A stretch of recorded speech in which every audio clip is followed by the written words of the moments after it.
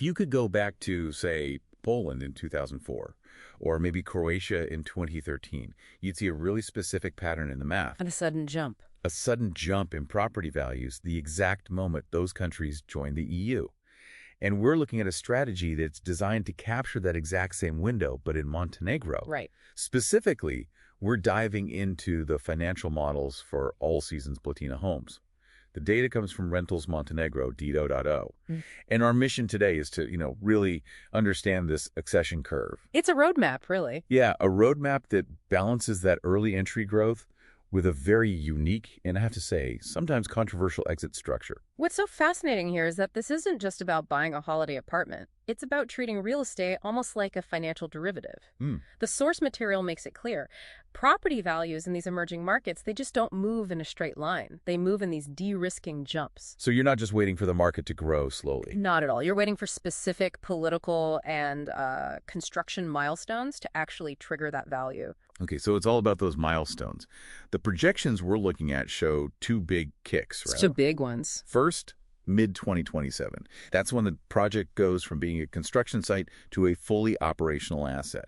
And that's a projected 20% premium jump right there. And then comes the big one, EU Accession. That's slated for mid-2028. The sources are predicting a very specific 15% value bump. Why is that? Because that's when institutional capital, the big pension funds, start flooding the market. They're looking for the safety of that EU umbrella. Got it. And even with those huge jumps, the model is still using a pretty conservative 10% annual growth rate on top of it. It is, but how you capture that growth really depends on which path you take. There are three scenarios. Okay. Scenario one is just a standard leaseback. You put in about $125,000 to her, you get a steady 4% yield.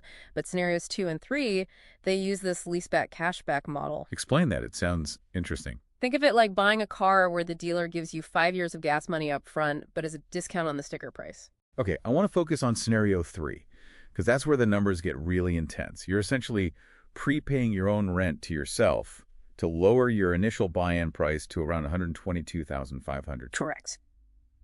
But I have to push back a little here. I'm looking at these spreadsheets, and if I want to exit in year 3, it says it'll cost me almost 89,000 euro news in penalties and reconciliations. I mean, isn't that just a trap to lock my money in? That is a fair question, and it's the first thing everyone asks, but the sources call it investment immunization. Okay. That $89,000, it's not some random penalty, it's a settlement reconciliation. It's a precise calculation. It includes refunding the upfront rent you haven't earned yet, plus the unearned furniture credit. Okay. But here's the real aha moment.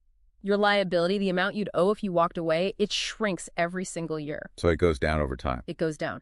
By year 7, that massive exit cost drops to about 38,000 euros, all while the market value of the property has been climbing. So it's a liability shift.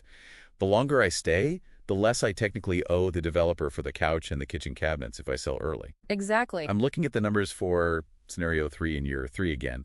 Even after you pay that huge exit cost and the 15% Montenegrin capital gains tax, the projected net profit is, wow, around $79,000. That's a 64.5% return on your actual cash invested in just 3 years. If you hold on until year 7. Well, the model projects a net profit of over $242,000. Which is? 197.8% return. By getting in at that construction phase pricing, you've essentially built yourself a safety buffer. The profit you could take in year 3 almost covers your entire original down payment. You're using the developer's cash back to shield yourself from the risk. It really shifts the perspective from being a landlord to being more of an asset manager. That's a great way to put it. You're not just buying bricks and mortar. You're buying into an operational business that's being perfectly positioned for a specific geopolitical event. It's all about moving toward that operational asset status before the rest of the market really catches on. So before we go, here's a thought to mull over. If that accession bump is really triggered by institutional capital coming in to buy finished managed assets, what happens to the secondary resale market once Montenegro is officially inside the EU? Does the status of the home as a managed asset eventually become more valuable than the physical building itself? Something to think about. We'll see you next time.